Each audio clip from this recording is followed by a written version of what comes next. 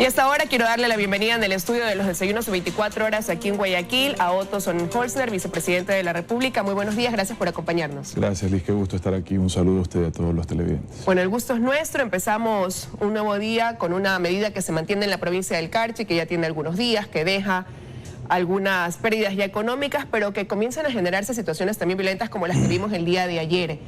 En la provincia del Carchi, que demandan ciertos pedidos de atención, han tratado de hablar con algunos interlocutores del gobierno, pero ellos dicen que la figura que quieren es que sea el vicepresidente quien encabece una mesa de diálogo. ¿Está dispuesto usted a ir para abrir una posible solución que lleve a que ellos dispongan la medida que mantienen? Lo primero, mi solidaridad con los carchenses. Entiendo que la mayoría de ustedes están molestos con esta posición que ha afectado mucho más una situación económica que ya era complicada. Entiendo que la mayoría de ustedes saben que el gobierno ha estado atento. Yo personalmente he estado en el Carchi. Hemos estado dialogando y tratando de resolver problemas, que el gobierno ha tomado decisiones importantes en beneficio del Carchi, como por ejemplo la eliminación del anticipo del impuesto a la renta, la aprobación de la canasta transfronteriza, la moratoria del suero de leche, que no entiendo cómo ese tipo de cosas todavía aparecen entre los pedidos cuando entiendo que ha sido el tema de las últimas 2 semanas en el país, mucho antes de cualquier manifestación. Tema de la moratoria del suero de leche que nació en el Carchi, en el mes de marzo aproximadamente que estuvimos allá, que fue un pedido que fue atendido oportunamente y que hoy se convirtió en una moratoria definitiva.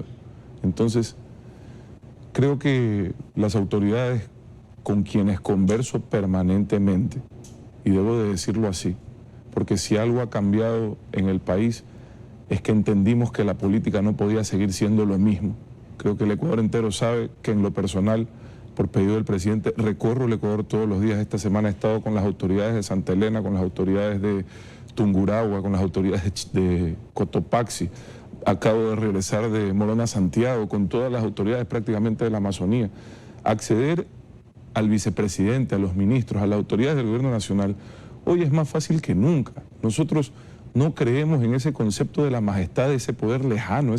La majestad del poder es para quien lo necesita para ser alguien. Nosotros sabemos que el poder es poder servir, poder escuchar, poder resolver.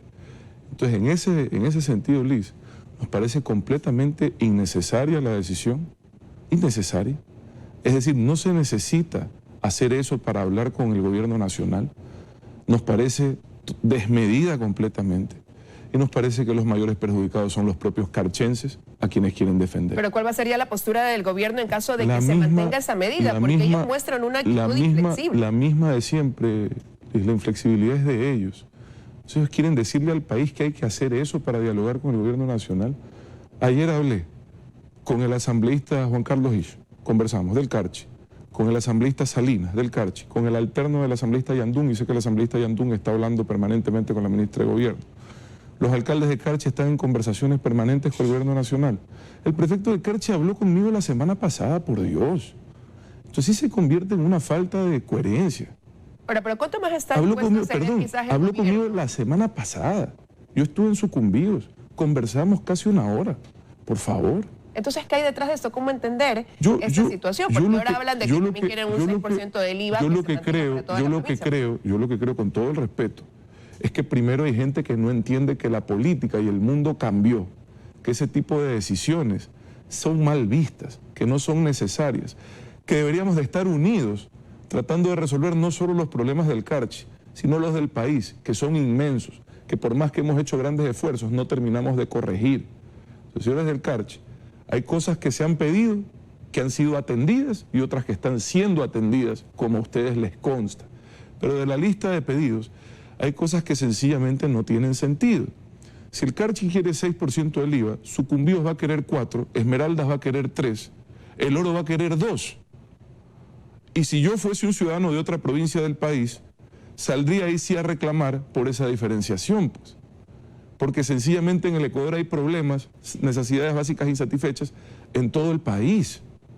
Entonces la pregunta es cómo resolvemos juntos los problemas de todos los ecuatorianos, incluidos los carchenses. Y en eso estamos trabajando.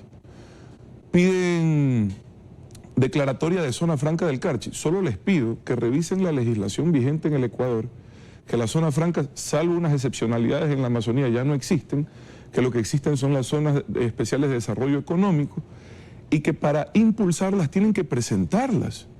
No, o si quieren se las presentamos nosotros, no lo sé, pero es responsabilidad de cada autoridad presentar ese proyecto y patrocinarlo, impulsarlo hasta que se dé. Otro tema importante, obras de saneamiento, piden 250 millones de dólares para obras de saneamiento. Señores, con todo el respeto, el gobierno nacional, a pesar de no ser su competencia, pero entendiendo que no va a haber desarrollo sin infraestructura básica, ha dispuesto a través del BEDE de más de 1.500 millones de dólares a la fecha y quedan todavía otros 200 o 300 millones disponibles para agua potable y saneamiento en todo el país. Pero tienen que, al igual que los demás alcaldes del Ecuador, presentar sus proyectos ante el BEDE. Si no los presentan, ¿cómo podemos ayudarlos? Realmente se los digo así. Hace una semana ingresó el primer proyecto recién de una alcaldía de la provincia. Hace una semana. Entonces sí les pedimos un poco de coherencia y de sinceridad con la ciudadanía, porque el gobierno ahí ha estado y ahí seguirá.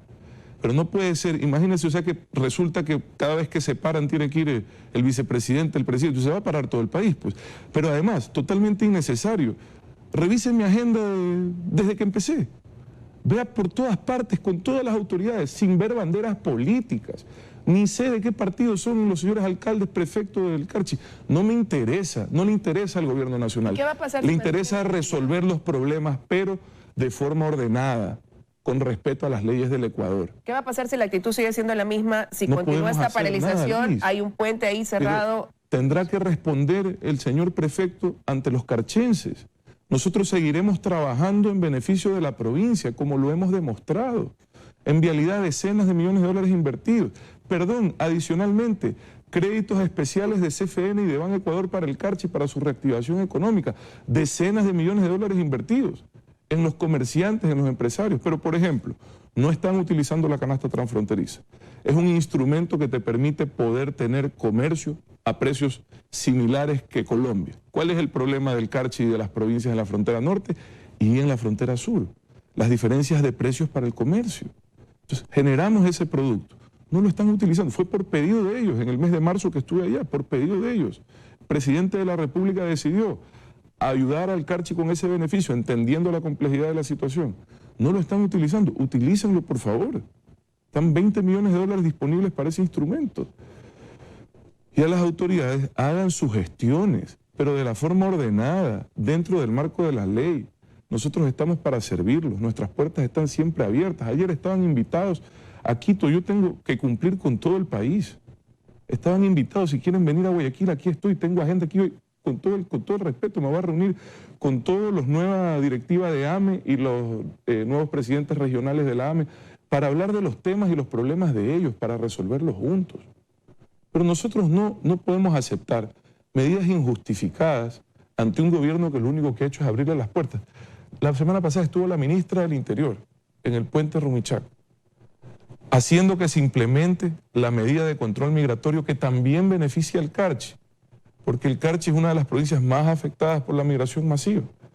Estuvo el ministro de Defensa, he estado yo conversando con el señor prefecto, le dije, señor prefecto, aquí está mi número, oiga, pregúntele a cualquier autoridad del país lo fácil que es hablar conmigo, lo fácil que es llegar, ni siquiera llegar a mi oficina, lograr que yo llegue a la oficina de una autoridad o de un ciudadano o de cualquier persona que esté interesada en hacer cosas buenas por el Ecuador. Esa es mi forma de ver la política, esa es mi forma de entender la gobernanza. Y así lo queremos hacer en todo el gobierno nacional y lo hacemos en todo el gobierno nacional.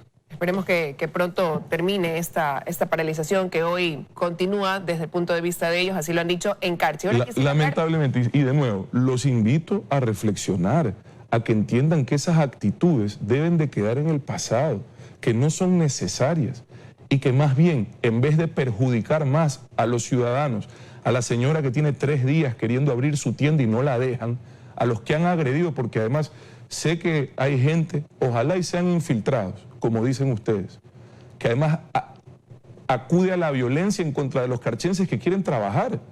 Por favor, ¿dónde estamos? ¿De qué estamos hablando? Siempre la apertura, nunca se les ha cerrado una puerta, señores, y ustedes lo saben, nunca, ni se les va a cerrar. Pero comprendan que tampoco nosotros podemos permitir que eso se convierta en la regla en el Ecuador. Sería un retroceso terrible. La política de hoy no requiere de ese tipo de comportamiento. Ahora, quisiera también preguntarle cuál va a ser la postura o la posición o la proyección que tiene el gobierno una vez que necesitaría cerca de 2.000 millones para poder cubrir ese déficit de este año, del 2019, considerando que habían algunas cosas que se tomaron en cuenta y que no han logrado concretarse. Algunos expertos dicen que el problema es que se sigue gastando más de lo que se recorta dentro del tamaño del Estado. ¿Cuál va a ser el camino ahí una vez que las cifras no cuadran quizás con eso que se proyectó en algún momento? Y por eso le decía a Liz que los problemas del país son mucho mayores. Nosotros creo que le hemos demostrado al Ecuador que somos un gobierno que está dispuesto a hacer lo correcto por encima de lo popular. Despilfarrar el dinero, ser irresponsable con los recursos públicos, demostró ser muy popular, pero tremendamente incorrecto. El problema económico que tiene el Ecuador no ha sido resuelto aún. Se ha avanzado pasos gigantescos en recuperar la confianza internacional para poder obtener recursos en mejores condiciones, a mayores plazos, a menores tasas, en disminuir el déficit fiscal, que llegó en algún momento a acercarse al 7% del PIB, hoy alrededor del 3%. Y hacer todo esto sin que los efectos sean devastadores en el día a día de los ciudadanos. Sabemos que ha habido efectos, por eso hemos incrementado el gasto social, para poder contener esos efectos. Pero todavía nos estamos quedando cortos. En dolarización no puede sostener déficits fiscales permanentes. Revise usted los primeros 7 años de la dolarización en el Ecuador, con finanzas públicas bastante estables. El crecimiento económico fue bueno. La disminución de la pobreza, la mayor de la historia del país.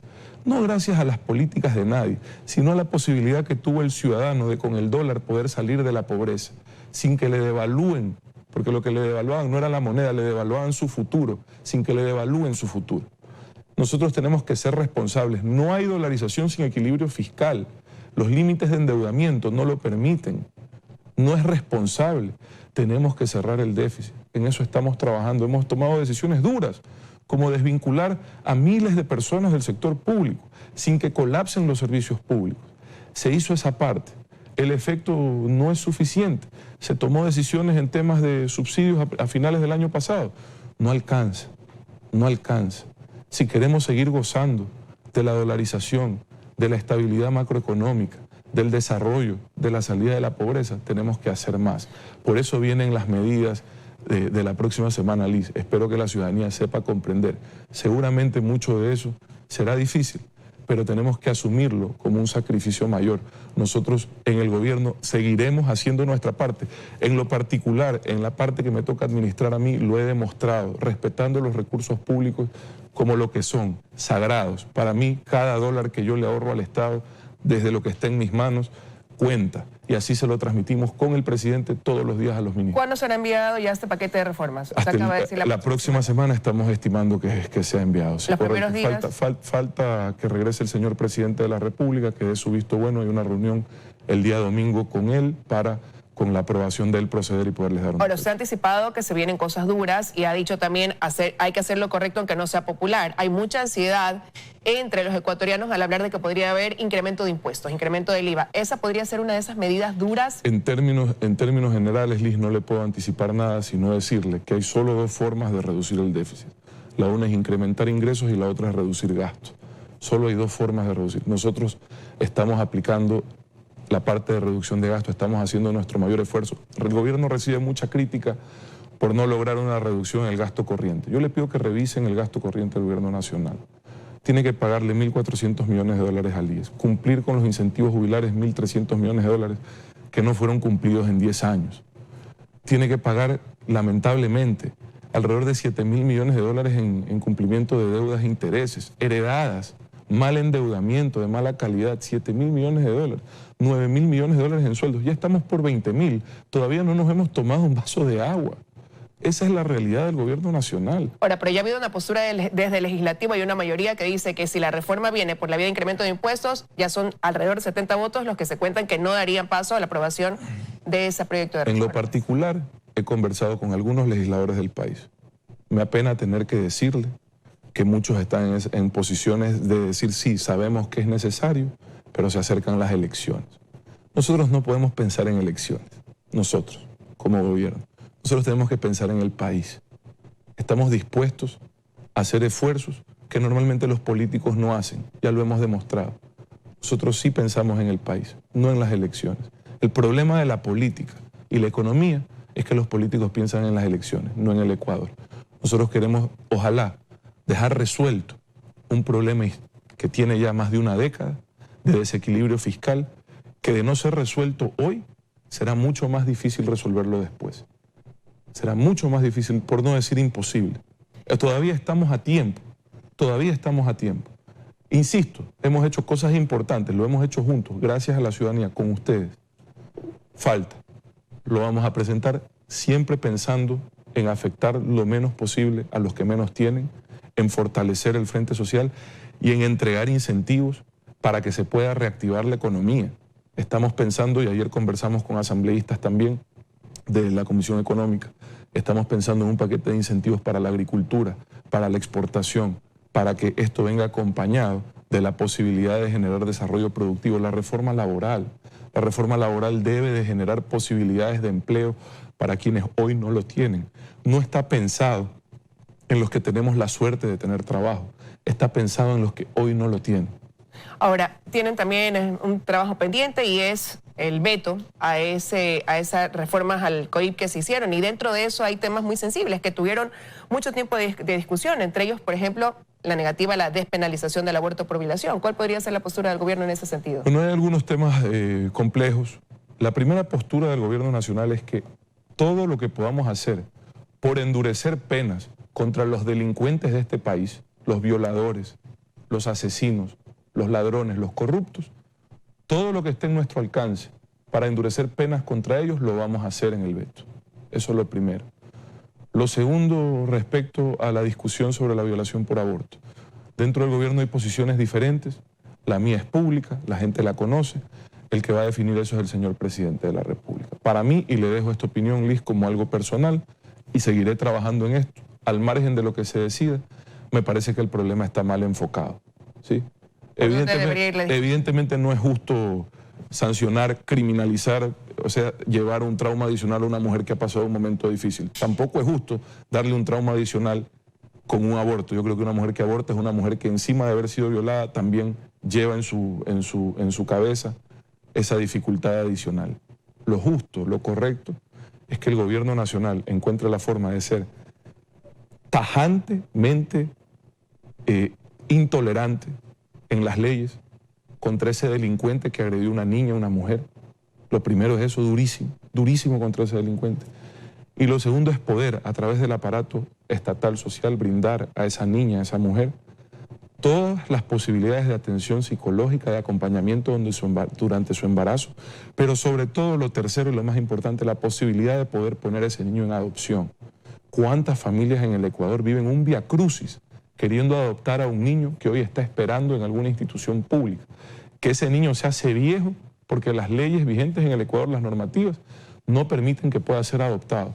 Yo creo que eso tiene que ser revisado y está directamente ligado con esta situación, Liz. Y ya para finalizar, porque se nos acaba el tiempo, quisiera saber cuál va a ser la postura también sobre este otro tema que hoy se discute, dar paso a una incautación de bienes como una medida para recuperar lo robado o mantener esa figura del comiso, que es lo que se planteó como mayoría dentro de la Asamblea. Yo creo que ahí también vamos a tener que trabajar, tanto Juan Sebastián Roldán como Iván Granda, quienes dirigen nuestra mesa de Acuerdo Nacional por la Democracia y la Lucha contra la Corrupción, tenían una propuesta para este tema. Nosotros tenemos que encontrar una solución para este tema y esa propuesta vamos a analizar cómo la logramos meter en el veto de esa. O sea, podría ser un tercer camino. Nosotros creemos que como está presentado no cumple con las expectativas que tiene el gobierno y el país de poder combatir contra la corrupción. Y algo con lo que no me quiero quedar con la curiosidad, usted me dijo, nosotros no pensamos en las elecciones futuras como lo están haciendo quizás otros. Quiere decir que esto que se suele comentar, que Otto Sonne Holzner podría pensar en una candidatura para el 2021, todavía no es un hecho.